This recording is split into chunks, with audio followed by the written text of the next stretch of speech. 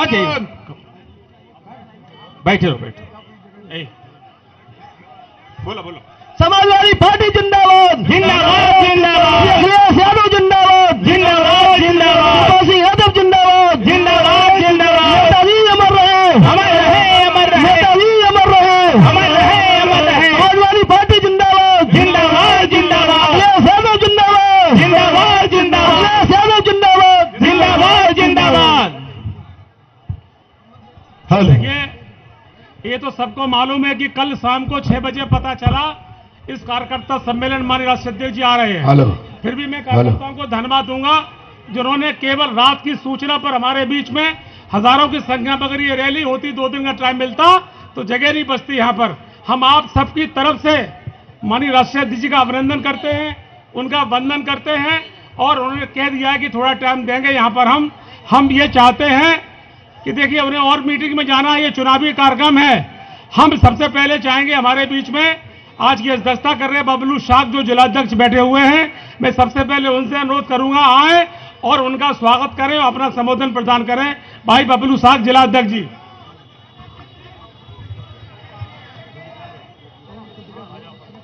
आज हम सबके बीच में बहुत बहुत सम्मानित समाजवादी पार्टी के राष्ट्रीय अध्यक्ष आदरणीय अखिलेश यादव जी और यहां पर उपस्थित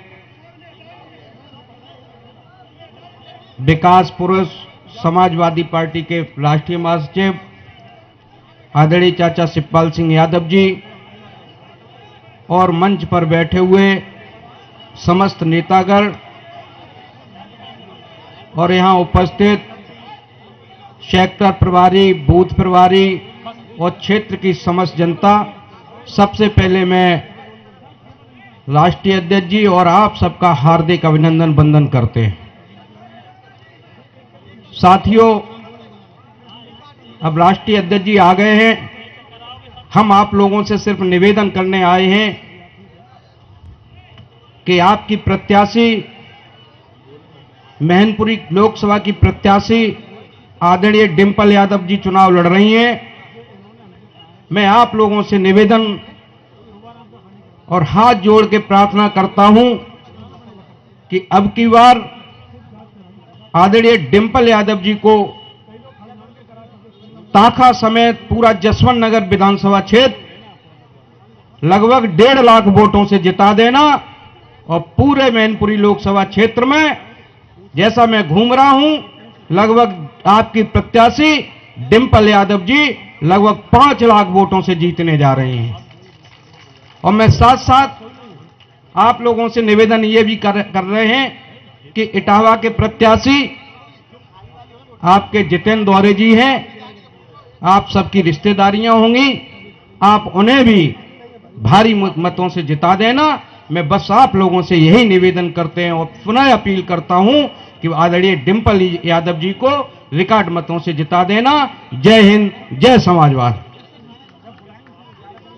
इसके साथ ही मैं चाहूंगा आपके लोकप्रिय नेता, आपके सांसद विधायक रहे भाई प्रदीप यादव जी आए, वर्तमान में विधायक दिव्यापुर हैं, आके अपना संबोधन प्रदान करें।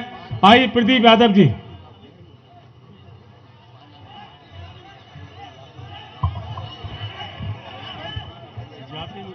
मेरी आवाज कम आती है। इस कार्यक्रम के अध्यक्ष, जिला समाजवादी पार्टी के अध्यक्ष आदरणीय प्रदीप साख जी, हम सबके नेता, देश के करोड़ों करोड़ों युवाओं की धड़कन, किसानों के मसीहा राष्ट्रीय अध्यक्ष आदरणीय अखिलेश यादव जी, उत्तर प्रदेश में कद्दावर नेता रहे, बहुत गजब के मंत्री रहे। आदरणीय माननीय शिवपाल सिंह जी, मंच पर बैठे सभी इंडिया गठबंधन के पदाधिकारीगण, संचालक महोदय, नाम लेने में गलती होगी इसलिए हम सबसे क्षमा चाहते हैं, समय कम है। आज आपके बीच में मैनपुरी से डिंपल जी चुनाव लड़ रही हैं। और डिम्पल जी, सच बात यह है कि हमें बहुत अच्छा लगता है जब पूरा परिवार एक मन से एक जगह इकट्ठा रहता है। पिछली बार विधानसभा में विधायकों के वोट पड़ रहे थे, राज्यसभा का चुनाव था, आदरणीय मंत्री जी को वहां एजेंट बना दिया।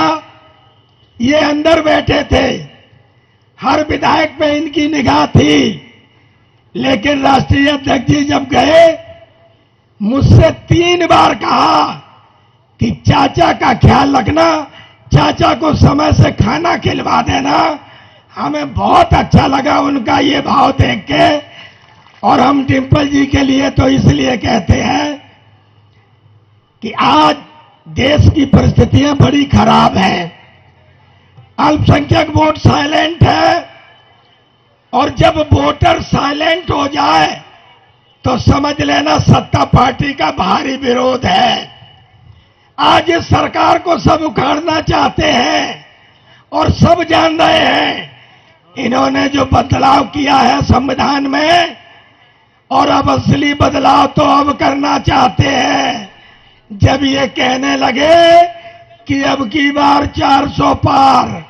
लेकिन इतना होश इन्हें नहीं है कि जनता समझ चुकी है कि आप 400 पार करना चाहते हैं, तो जनता ने भी तय कर लिया कि अब की बार आर पार होगी।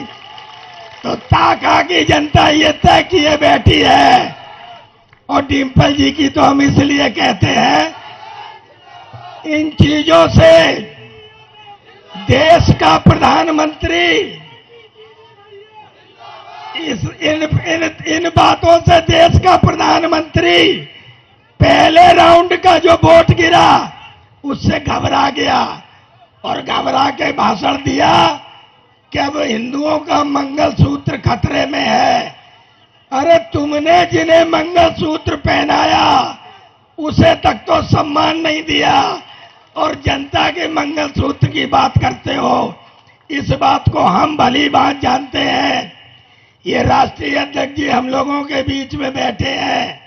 सच बात यह है कि हम डिम्पल जी का इसलिए स्वागत और अभिनंदन करते हैं कि डिम्पल जी इतने बड़े सेपई परिवार की बहू होते हुए दोनों चाचाओं का जब पैर छू के सम्मान करती हैं, उनसे आशीर्वाद लेती हैं। और आदरणीय राष्ट्रीय अध्यक्ष जी जब एमपी थे तो हम लोग गाड़ी में रहा करते थे, तो हम ज्यादातर हिंदी जानते हैं, लेकिन जब ये इंग्लिश में कुटपुट बात करने लगते थे तभी हम जान जाते थे कि डिम्पल जी से बात हो रही है। तो ये उन्हें, हम सब इन्हें बहुत चाहते हैं और ये डिम्पल जी को बहुत चाहते हैं। यही असली मंगलसूत्र बचाने का काम कर रहे हैं। इसलिए हम आपसे अनुरोध करने आए हैं कि इस चुनाव में चाचा जी की बहू आदरणीय राष्ट्रीय अध्यक्ष जी की तरफ से घोषित प्रत्याशी डिम्पल जी हम सब की नेता। कोई मत देखना कि अगर आपस में कहीं कोई बात है तो वो हम मिलकर बैठ के बात कर लेंगे, हम सबका सम्मान करेंगे। हालांकि छलदा में टाका में मेरा कुछ नहीं है, लेकिन तब भी हम कहते हैं कि चाहे कितना अपमानित होना पड़े, लेकिन इस चुनाव में सिर्फ डिम्पल जी को देखना, उन्हें भारी बहुमत से विजयी बना देना। जय हिंद, जय भारत, जय समाजवाद, जय बाबा साहब।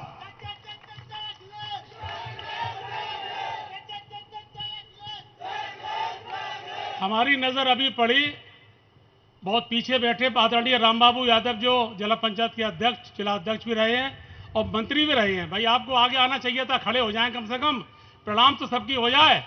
आप जाके वहां क्यों बैठ गए? भाई आपको प्रणाम करता हूं, आपका स्वागत करता हूं। चलिए ठीक है। इसके साथ मैं चाहता हूं, ताकि चुनाव को पिछले बार देखा, इस बार भी जो देख रहे हैं, कर्मठता से, लगनशीलता से, ऐसे हमारे ब्लॉक प्रमुख भाई चीनी जी आए, अपनी बात कहें। आज इस चुनावी जनसभा में बहुत बहुत सम्मानित हम सभी युवाओं के नेता, हमारे राष्ट्रीय अध्यक्ष श्री अखिलेश यादव जी का मैं अपनी तरफ से अपनी ताका ब्लॉक की हर जनता, बीडीसी सदस्य, प्रधान, क्षेत्र पंचायत सदस्य, बूथ अध्यक्ष, सेक्टर प्रभारी सबकी तरफ से हार्दिक स्वागत, अभिनंदन और वंदन करता हूं। साथियों, एक ही बात कह के मैं अपनी बात समाप्त करूंगा।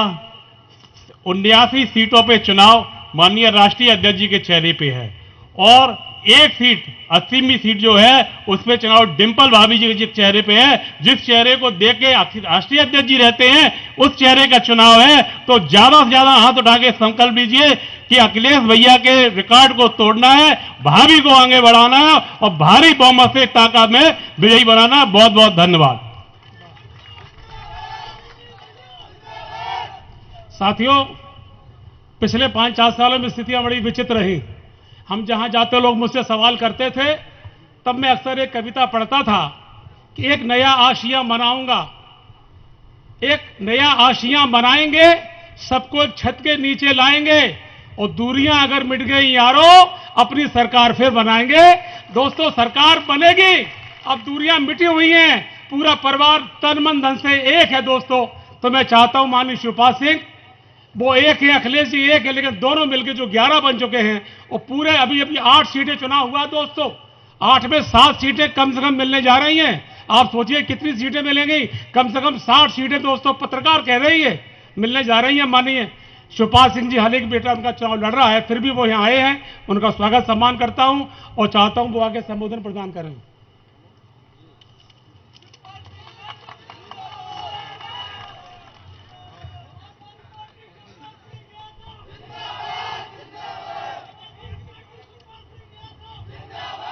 आज के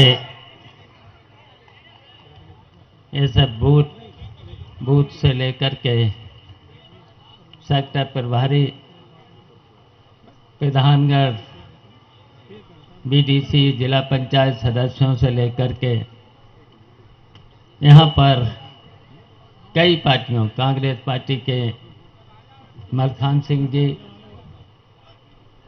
कम्युनिस्ट पार्टी के नेता, जनाधिकार पार्टी के नेता इतवारी लाल जी, आम पार्टी के नेता और यहाँ उपस्थित मंच पर बैठे सभी सम्मानित साथीगण और यहाँ उपस्थित सभी जो हमारे सामने बैठे हैं, जो 7 तारीख को और 7 तारीख से पहले घर घर, गांव गांव, दरवाजे दरवाजे वोट मांगने का काम करेंगे। और आज के मुख्य अतिथि समाजवादी पार्टी के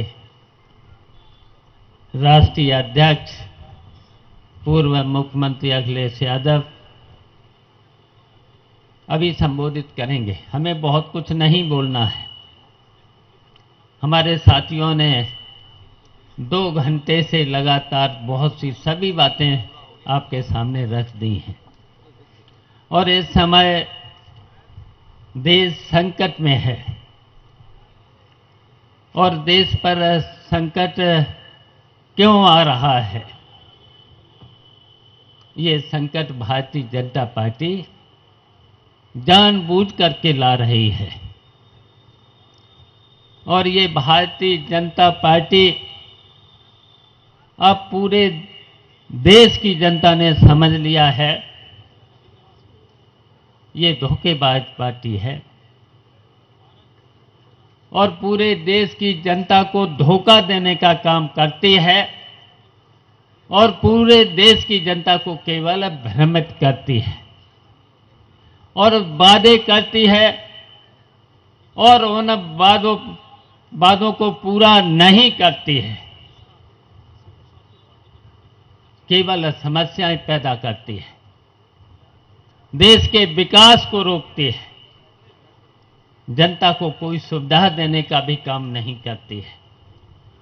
हम पूछना चाहते हैं, जितने भी वादे किए थे, वादे हम नहीं बताएंगे, वादे तो आपको याद होना चाहिए क्योंकि ये हमारे कैडर के सब पदाधिकारी हैं जितने भी यहाँ बैठे हैं लोग, और इन्हीं को 7 मई वाला जो डिम्पल यहाँ से लड़ रहे हैं उनको जिताना भी है।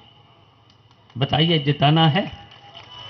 मेहनत करनी है, मेहनत करनी है। काम का वक्त है, तपती हुई धूप भी है, और आप लोग लगातार यहां 10 बजे से बैठे हैं, तो आपको और भी मेहनत करनी है। जब आदमी काम करता है, धूप में गर्मी में रहता है, मुझे एहसास हो रहा है, मुझे एहसास हो रहा है, जितने यहाँ लोग बैठे हैं, यहाँ तो जो किसान हैं, गरीब हैं, मेहनत करने वाले लोग हैं, ये हमेशा गर्मी में, जाड़े में, धूप में काम करते हैं, और ये सब काम करने के बाद भी आज इन्हें तकलीफें हैं, बहुत सी तकलीफें हैं।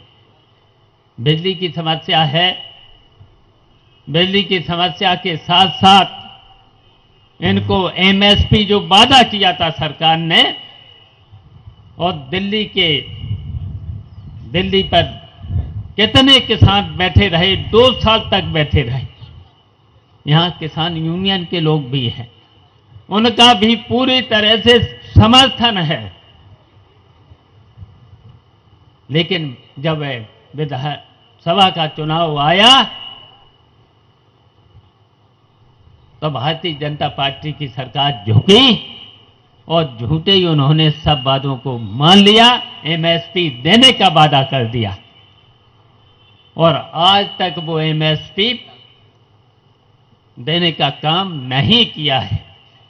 झूठी पार्टी है, झूठी के साथ साथ बेईमान है, बेईमान के साथ साथ भारतीय जनता पार्टी आज तक के इतिहास में सबसे भ्रष्ट पार्टी है।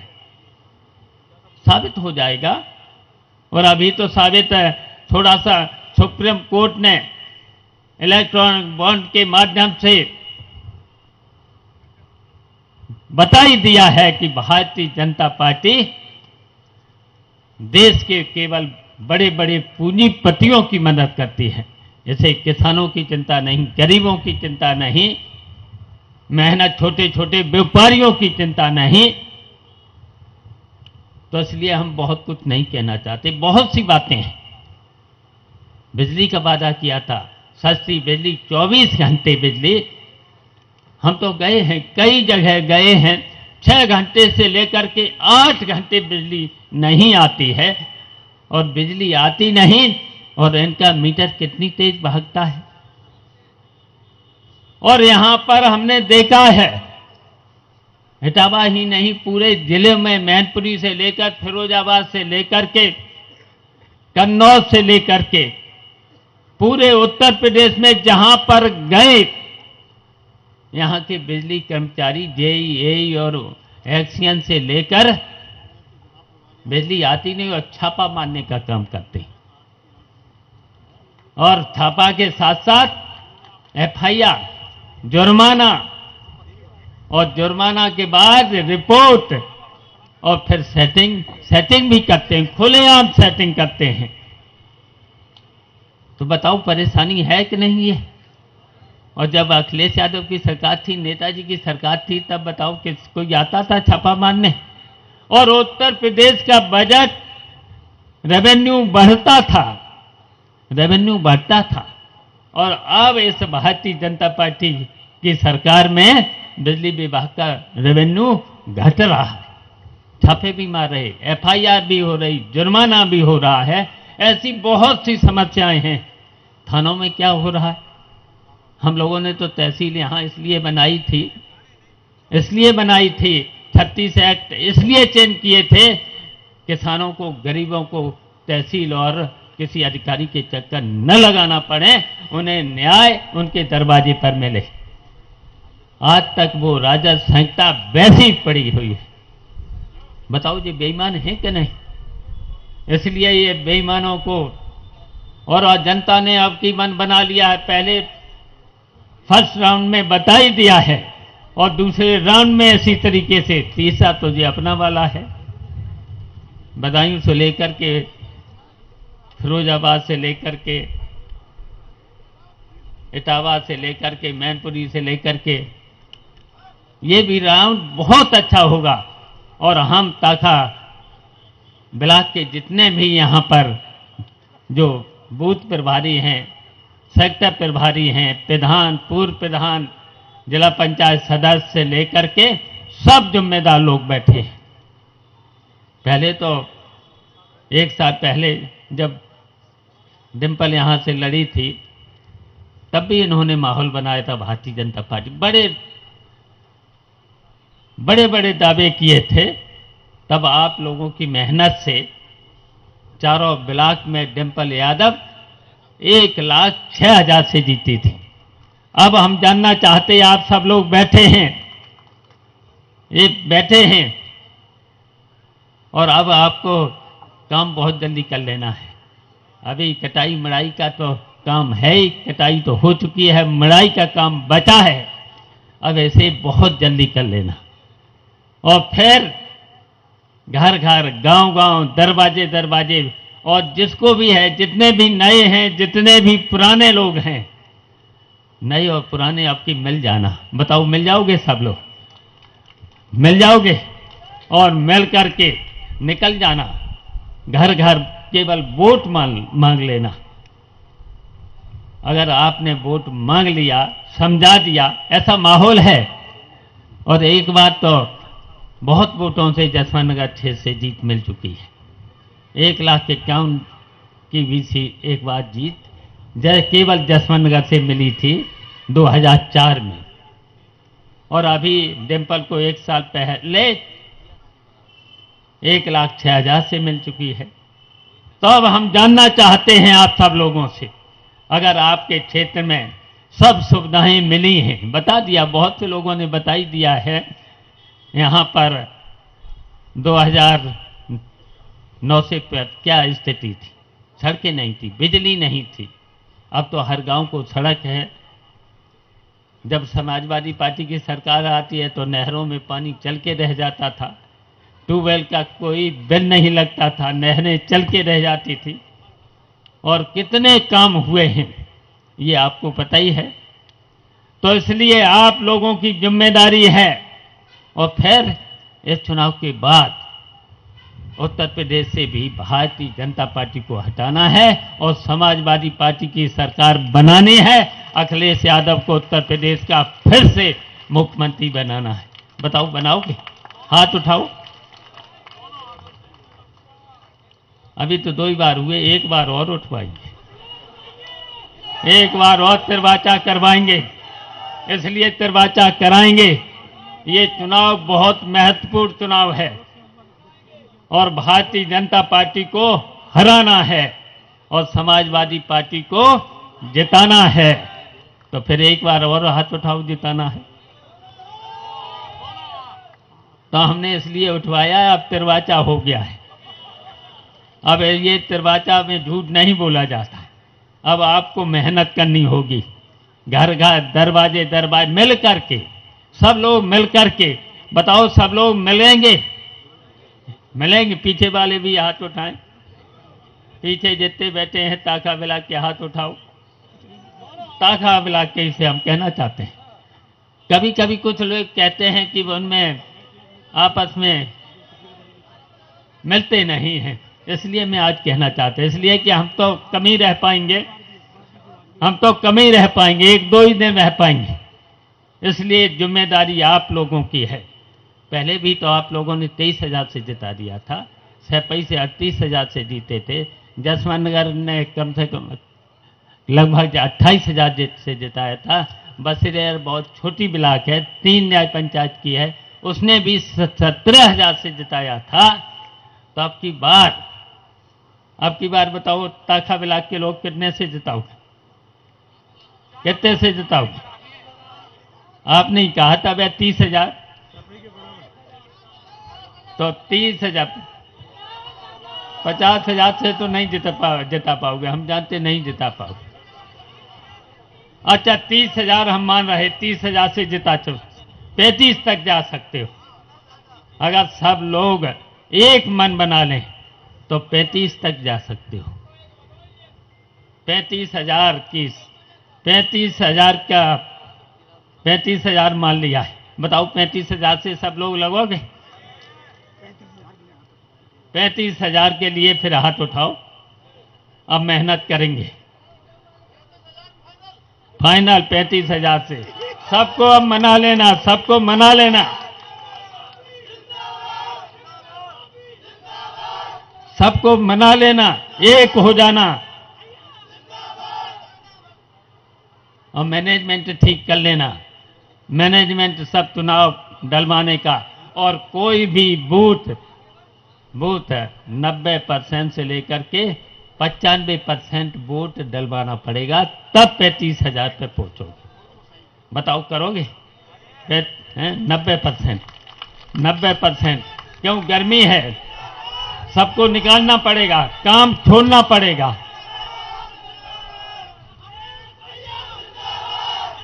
तो देखिए, अब हमें कुछ नहीं कहना है, हमें कुछ नहीं कहना है, बस काम छोड़ देना। और जिस दिन वोट पड़े उसके 24 घंटे कुछ भी नहीं देखना है, सबके हाथ पैर जोड़ना है, सबको समझा देना है। और जो इंडिया गठबंधन का घोषणा पत्र है, कांग्रेस का, समाजवादी पार्टी का, घर घर पहुंचा देना। अगर ये पहुंचा दिया तो फिर जनता समझ जाएगी, उसमें तो सभी सुविधाएं हैं। सभी सरकार बनने पर समाजवादी पार्टी ने नेताजी से लेकर अखिलेश यादव की सरकार से लेकर के जब भी जो घोषणा की है हमेशा उसे पूरा किया है। बताओ, पूरा किया? तो जनता तो समझती है कि समाजवादी पार्टी इसकी जब भी सरकार बनी है घोषणा पत्र भी पूरा हुआ है। और घोषणा पत्र के अलावा कुछ बातें ऐसी थीं, उसे भी किसानों के हित में, गरीबों के हित में वो भी काम किया है। इसलिए सब लोग 7 मई को 90% से लेकर के 95% वोट डलवा देना।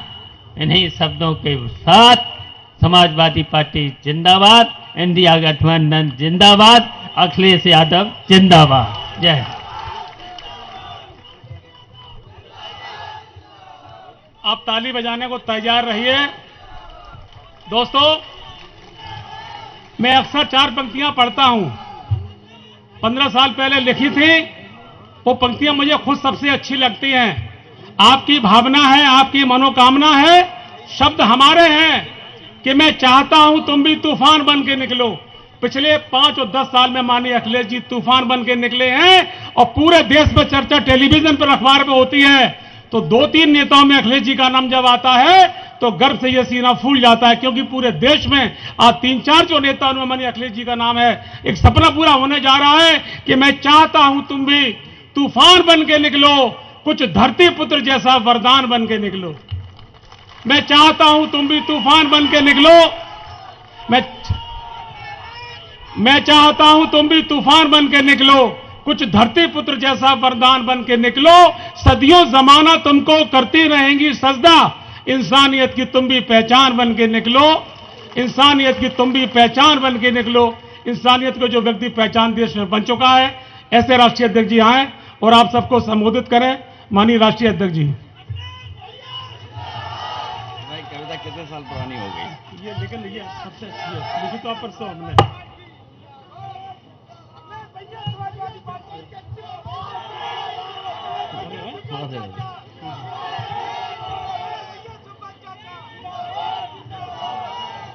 समाजवादी पार्टी के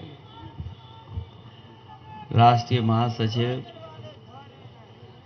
विधायक आदरणीय शिवपाल सिंह यादव जी, संचालन कर रहे अशोक यादव जी, मंच पर उपस्थित समाजवादी पार्टी के जिले के अध्यक्ष सर्वेश साकी जी, विनोद यादव कक्का जी, प्रदीप यादव जी, राघवेंद्र गौतम, श्री कृष्ण यादव जी, उदय भान जी, बीरभान सिंह भदौरिया जी, ममतेज साकी जी, ध्रुव यादव चीनी, जयराज यादव जी, वीरपाल जी, रामवीर जी, सत्यन, गीतम सिंह जी, सत्यवान, सुरेश यादव, लोकदल, आशु यादव, अंशुल और बहुत बड़ी संख्या में हमारे सभी समाजवादी नेता और यहाँ के सभी हमारे आदरणीय बुजुर्ग, किसान भाई, नौजवान साथी, पत्रकार बंधुओं, मैं सबसे पहले विधानसभा जसवंत नगर, ताखा और आसपास के सभी कार्यकर्ता साथियों का बहुत बहुत धन्यवाद और आभार प्रकट करता हूं।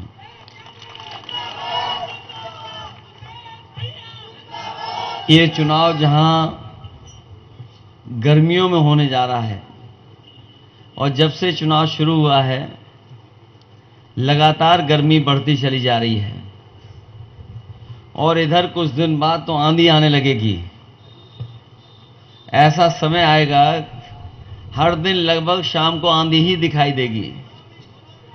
लेकिन राजनीतिक लोग ये जानते हैं और अब तक समझ चुके होंगे पहले चरण के चुनाव के बाद कि जो पश्चिम से हवा चल रही है इस बार, ये भारतीय जनता पार्टी को पूरा सफाया करती जा रही है।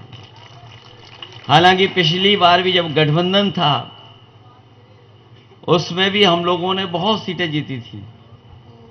सबसे ज्यादा सीटें गठबंधन ने जीती थी जब पिछली बार गठबंधन हुआ था जिस दल से। उसके बाद इस बार भी गठबंधन है। न केवल उत्तर प्रदेश में गठबंधन है, देश के पैमाने में भी गठबंधन है। और देश के पैमाने में जो गठबंधन बना है, हम और आप लोग तो इंडिया गठबंधन बोल रहे हैं, लेकिन जो हमारे विरोधी लोग हैं वो कहो अंग्रेजी भी ठीक से नहीं बोलते हैं या वो जानबूझ करके बोलना नहीं चाहते हैं।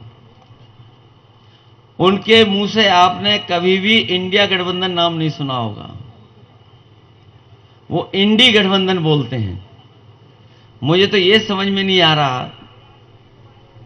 कि जितने लोग हैं पढ़े लिखे थोड़े बहुत हैं, INDIA इंडिया होता है और पता नहीं बीजेपी के लोगों को कहां से समझ में आ रहा है कि ये इंडी है, इंडिया नहीं है। और जिस तरीके से पहले चरण से जो भाषण बदला है, आज भी अखबारों में पढ़ा होगा आपने बीजेपी के नेताओं के जो भाषण हुए हैं और जो स्टेटमेंट छपे उनके, उससे लग रहा है कि रुझान आने लगा है चुनाव का। पहले चरण ने ही रुझान दे दिया है चुनाव का कि इस बार किसान, गरीब, नौजवान, अल्पसंख्यक भाई सब मिलकर के भारतीय जनता पार्टी के खिलाफ खड़े हैं। ये जो एनडीए चिल्ला रहे थे, पीडीए परिवार ने इनके पूरे होश उड़ा दिए हैं।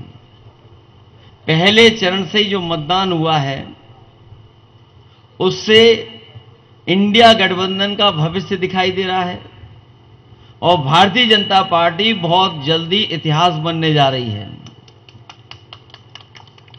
इनका जो झूठ है वो सब समझ चुके हैं। ऐसा कोई आम नागरिक नहीं बचा जो इनका झूठ ना समझ लिया हो। अभी तक जो भी उन्होंने भाषण दिए हैं और अपने मैनिफेस्टो में जो बातें रखी हैं वो सब झूठ थी। जो उतरना चाहिए था जमीन पर वो उतार नहीं पाए। और जिस तरीके से इलेक्टोरल बॉन्ड आए हैं, हम आप लोग भी कभी कभार एक दूसरे की मदद करते हैं, चंदा देते हैं। बहुत सारे साथी होंगे उन्होंने अपने जीवन में चंदा दिया होगा। चंदा 5 रुपए हो सकता है, 10 रुपए है, 1000 में हो सकता है, 10,000 हो सकता है। बहुत संपन्न है तो 1 लाख भी देगा, 2 लाख दे देगा। लेकिन कोई 1000 करोड़ नहीं देगा, 600 करोड़ नहीं देगा, 500 करोड़ नहीं देगा। बीजेपी के लोगों ने जो चंदा लिया, ये चंदा कहना ही गलत है। भारतीय जनता पार्टी ने वसूली की है और शायद इतना वसूली किसी ने इतिहास में नहीं की होगी जितना भारतीय जनता पार्टी के लोगों ने वसूली की है। वो हमारे मुख्य जो चैनल हैं ये कभी नहीं दिखाते, ना चर्चा कर रहे हैं। ये जो बड़े बड़े चैनल हैं या अखबार है, उन्होंने एक आध बार चर्चा तो की होगी, लेकिन उसके बाद कभी भी जानकारी नहीं दी किसी को कि आखिरकार इतना हजारों करोड़ का चंदा कैसे बीजेपी ने ले लिया। और जो बात खुल करके आई है वो यही बात खुल करके आई है कि ईडी, सीबीआई, इनकम टैक्स, ये 3 डिपार्टमेंट हैं। इन डिपार्टमेंट को सारे इन्होंने पूरा का पूरा पैसा वसूला है। 1000 करोड़, 1600 करोड़, 400 करोड़, 500 करोड़। और इन बीजेपी वालों ने हमें और आपको जिनसे वैक्सीन लगवाई थी, उस वैक्सीन कंपनी को भी नहीं छोड़ा, उससे भी चंदा वसूल लिया। आपको जानकारी होगी कि बीजेपी के लोगों ने प्रचार कर करके वैक्सीन लगवाई, उस कंपनी से भी चंदा वसूला इन्होंने। कम से कम हम उससे बच गए। सबने वैक्सीन लगवाई, लेकिन हमने वैक्सीन अभी तक नहीं लगवाई। तो हैं कुछ लोग बचे हुए जो वैक्सीन नहीं लगवाए। और मैं ये कहना चाहता हूं, न केवल भारत में और हमारे आपके बीच ऐसे लोग हैं, बल्कि दुनिया में ऐसे लोग हैं जिन्होंने वैक्सीन नहीं लगवाई। और वैक्सीन के समय पर याद होगा, बीमारी को भगाने के लिए ताली और थाली बजवाई। क्या ये बीमारी इसी से भाग जाएगी? यही ताली थाली बजाने वालों ने वैक्सीन लगवाई और अब ये गारंटी लेकर के आ गए हैं।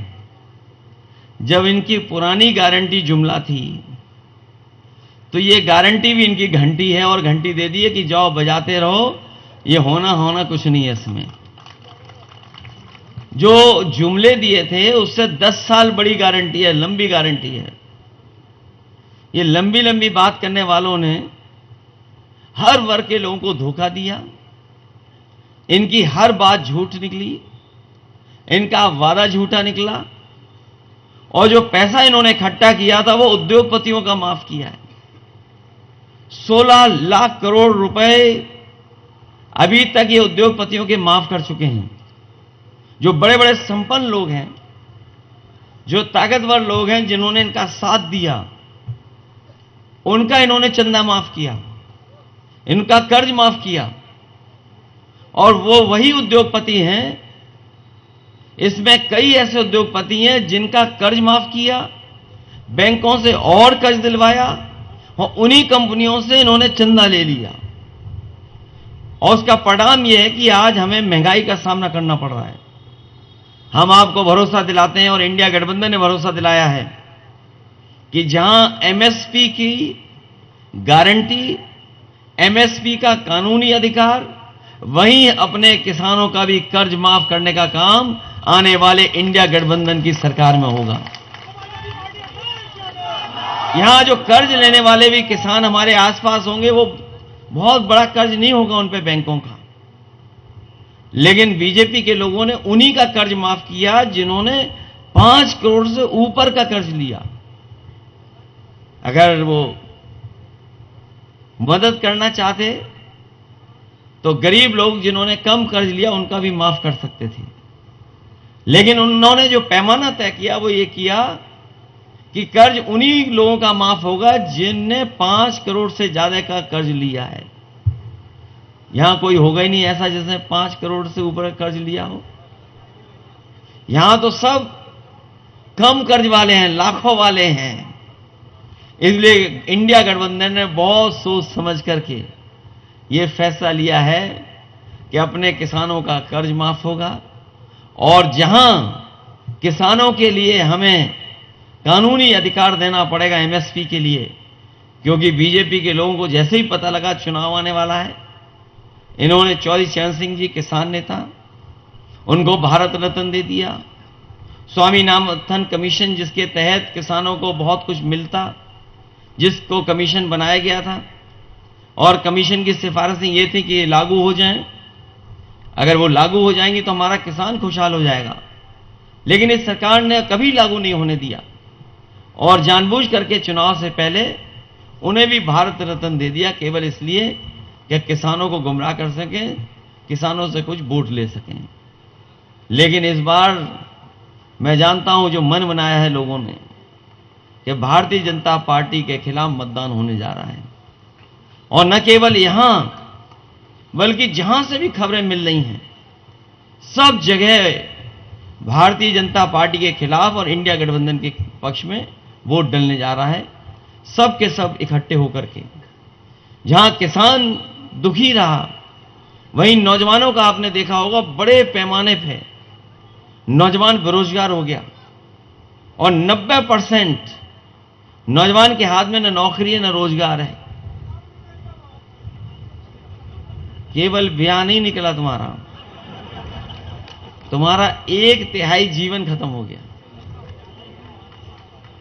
ये तो ब्याह तो अलग बात है, नौकरी मिल जाएगी तो ब्याह भी हो जाएगा।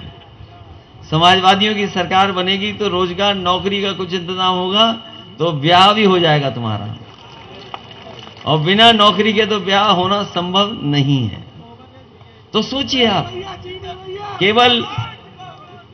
केवल ब्याह और शादी का सवाल नहीं है। दुख की बात यह है कि इनके 10 साल में और उत्तर प्रदेश की सरकार में लगभग 7 साल हो गए, हमारे नौजवानों की 1/3 जीवन ऐसे ही चला गया। सोचिए, 1/3 जीवन जाना, 10 साल खो देना, और 10 साल बाद भी नौकरी मिलेगी कि नहीं मिलेगी। और जिस तरीके से पेपर लीक हुए, हमें याद है जब 2017 का चुनाव था, यही बीजेपी के और दिल्ली वाले प्रधान सांसद आकर के कहते थे कि समाजवादी सरकार में पेपर एक दूसरे का बदल दिया जाता है, लिखता कोई और है परीक्षा। लेकिन सोचिए, पिछले बीजेपी के उत्तर प्रदेश की सरकार में लगभग 10 पेपर लीक हुए हैं, 10 परीक्षाएं कैंसिल हुई हैं, और 10 परीक्षाएं जो लीक हुई हैं उनका अगर हिसाब किताब लगाएं, मैंने कई मौकों पर लगाया, 60 लाख बच्चे हैं जिनका भविष्य अंधकार में सरकार ने डाल दिया। और अगर 60 लाख बच्चों के परिवार के 2 सदस्यों को हम गिन लें, केवल मां बाप उनके खिलाफ अगर गिन लें हम, तो 3 मिला लें, अगर 60 लाख का हम गुणा कर दें 60 लाख में, 3 का गुणा करते हैं 60 लाख में, तो 1 करोड़ 80 लाख बनता है। और यही 1 करोड़ 80 लाख को अगर हम भाग दे दें 80 लोकसभा से, तो हर लोकसभा में भारतीय जनता पार्टी का 2,25,000 वोट कम हुआ है। सोचिए, अगर 2,25,000 वोट किसी पार्टी का कम हो जाएगा तो वो क्या मुकाबला करेगी। इसलिए बहुत घबराए हुए लोग हैं। इन्हें न केवल किसान बल्कि नौजवान भी पूरी तरीके से तैयार हैं इन्हें हटाने के लिए। हमें उम्मीद है महंगाई से लेकर के तमाम सवालों को देखते हुए, समझते हुए, इनको खिलाफ मतदान कर करके आप लोग हटाने का काम करेंगे।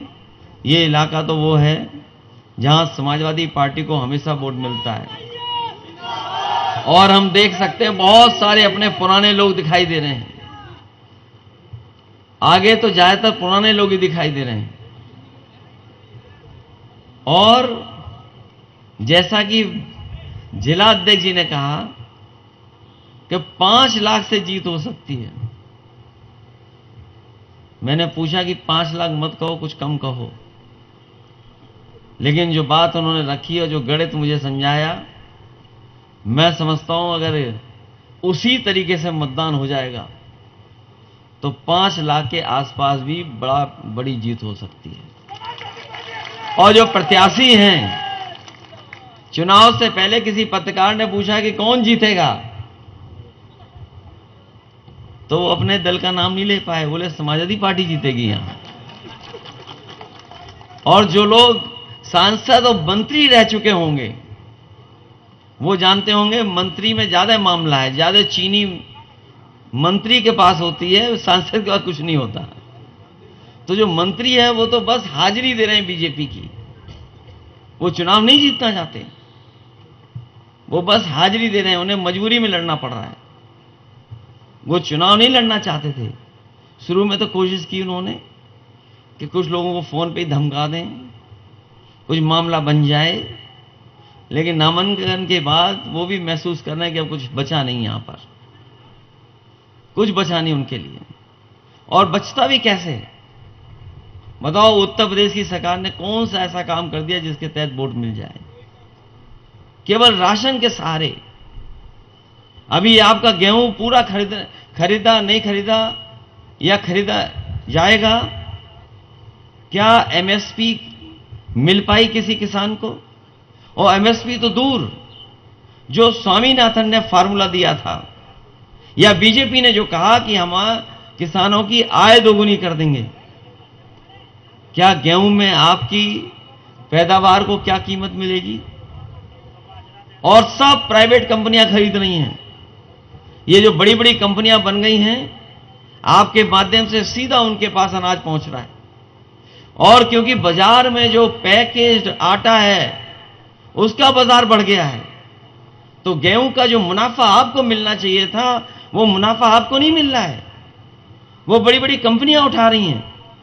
इसीलिए हमने अपने जो घोषणा पत्र है, जो विजन डॉक्यूमेंट, उसमें कहा है कि दिल्ली में सरकार बनेगी तो राशन के साथ साथ पौष्टिक आटा कैसे हम गरीब को पहुंचा पाएं उसका भी इंतजाम करेंगे।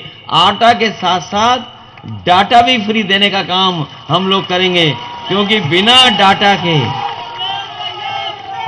डाटा के मोबाइल नहीं चल पा रहा है।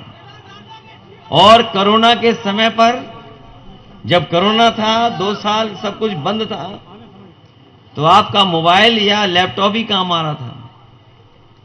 सरकार ने कहा कि स्कूल कॉलेज नहीं चलेंगे, पढ़ाई ऑनलाइन होगी। ये जो ऑनलाइन व्यवस्था थी, ये गरीब परिवारों में ऑनलाइन परीक्षा नहीं हो पाई, ना पढ़ाई हो पाई, क्योंकि उनके पास ना इंटरनेट था, ना मोबाइल था, ना कंप्यूटर था। उनका सालों साल बर्बाद हो गया। लेकिन जो संपन्न लोग थे, उनके घर परिवार में बच्चों ने पढ़ाई की ऑनलाइन, क्योंकि उनके पास लैपटॉप था या मोबाइल थी या इंटरनेट था। इसलिए आज बहुत सी चीजें ऑनलाइन हैं, बहुत सी सुविधा आपको मोबाइल के माध्यम से या बहुत सारी जानकारी आपको मिल जाती है, सरकारी जानकारी या जो सरकारी जितनी भी व्यवस्थाएं हैं सब धीरे धीरे कंप्यूटर पे जा रही हैं। इसलिए समाजवादी पार्टी ने, और मुझे खुशी इस बात की है कि समाजवादी पार्टी ने जो लैपटॉप बांटे थे वो आज भी चल रहे हैं, आज भी बंद नहीं हुए हैं। और जब भी चलाने के लिए आप लोग उसे खोलते होंगे, नौजवान जिसके घर परिवार में होगा, उसमें नेताजी और हम लोगों की तस्वीर दिखाई देती है। बीजेपी ने उसकी नकल कर ली। हम लोग बड़ा लैपटॉप दे रहे थे, इन्होंने छोटा सा दे दिया और मोबाइल ऐसा दिया है चलाते रहो, घिसते रहो कई बार उंगली। और फोटो के लिए हम लोगों की नकल की इन्होंने। इसलिए हम लोगों ने तय किया है पौष्टिक आटा, जिस तरीके से संपन्न परिवार के लोग शहरों में पैकेज्ड आटा खा रहे हैं या वो ले सकते हैं, संपन्न है तो अफोर्ड कर सकते हैं, खरीद सकते हैं, तो हमारे गरीब परिवारों में भी पौष्टिक आटा पहुंचे और साथ ही साथ डेटा फ्री मिले, जिससे कि उनका मोबाइल या कंप्यूटर चल सके और पढ़ाई कर सके। अभी कुछ दिन पहले मुझे जानकारी मिली कि अमेरिका में भी कई शहर हैं जो लैपटॉप बांट रहे हैं, और वो लैपटॉप उन परिवारों तक पहुंचा रहे हैं जो गरीब परिवार है, जो खरीद नहीं सकते। तो सोचिए, हम लोगों ने 7 साल पहले बांट दिए थे, आज अमेरिका भी बांट रहा है। और अभी प्रधानमंत्री जो बिल गेट्स से मिल रहे थे, उन्होंने भी कहा कि जिस तरीके से भारत आगे बढ़ रहा है, देश आगे बढ़ रहा है, जो खाई पैदा करेगी टेक्नोलॉजी के माध्यम से जो खाई पैदा होगी उसकी भरपाई कैसे होगी? और भरपाई तभी संभव है जब हम अपने गरीबों को भी वही सुविधा दें जो गरीब अमीरों को सुविधा शहरों में मिल रही है। आज तो गांव-गांव अगर इंटरनेट पहुंचा है, उसका योगदान अगर किसी का है तो वो समाजवादियों का है, क्योंकि जियो की लाइनें या प्राइवेट लाइनें उसी समय बिछाई गई थी जब समाजवादी सरकार थी। तो जहां किसानों को सुविधा, नौजवानों को नौकरी रोजगार, महंगाई को लेकर के चिंता, और जिस तरीके से अन्याय हो रहा है जाति को लेकर के, हमें खुशी है इस बात की कि इस बार पीडीए परिवार जो बढ़ा है, जिस तरीके से हम लोगों ने जोड़ने की कोशिश की है, उसका परिणाम यह है कि हो सकता है अभी तक का सबसे ज्यादा percentage of vote Samajwadi party पे हो, और परिस्थितियां बनी तो हो सकता है सबसे ज्यादा सीटें भी समाजवादी पार्टी जीतने जा रही है। पहले तो नहीं स्वीकार किया उन्होंने, लेकिन अब तो स्वीकार कर रहे हैं कि जिस तरीके से टिकट दी गई हैं वो बीजेपी को पीछे कर रही है। मैं देख रहा हूं बाबू सिंह कुशवाहा जी के भी कुछ समर्थक यहां पर आए हैं। इनके समाज के लोगों को भी बहुत टिकट मिली हैं। इतनी टिकट शायद पहले कभी नहीं दी गई। और एटा के लोग तो खुद स्वीकार करके कह रहे थे कि टिकट मिलनी चाहिए। फर्रुखाबाद भी इसी तरीके से चुनाव चल रहा है और उसका असर दूसरी लोकसभाओं में भी दिखाई दे रहा है। हमें उम्मीद है कि उत्तर प्रदेश में इंडिया गठबंधन सबसे ज्यादा सीटें जीतने जा रहा है। मैं एक बार फिर आप सबका धन्यवाद देता हूं, आभार प्रकट करता हूं। जो पंडाल में हैं, जो पेड़ की छांव के नीचे बैठे हैं, लड़ाई बहुत बड़ी है। इस बार अगर हम लोग चूक गए तो हो सकता है हमारा आपका वोट डालने का अधिकार भी छिन जाए। ये सरकार ऐसी है कि लोकतंत्र को खत्म करना चाहती है, हमारे संविधान को बदलना चाहती है। याद रखना, यही संविधान है जो हमें हक अधिकार दिलवा रहा है। यही संविधान है जो हमें हर चीज की